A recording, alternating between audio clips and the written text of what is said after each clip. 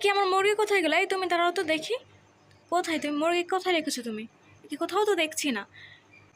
এবার ওর ফোনটাও নিয়ে নেব, ছাতার ভিতরে রাখি, তাহলে আর খুঁজে পাবে না। যাচ্ছ কোথায় তুমি? ও তো চোখে দেখে না। তাড়াতাড়ি বাড়িতে যাই ফোনটা নিয়ে। এ কি ওর কাছে ফোন, এটা তো নিতেই হবে।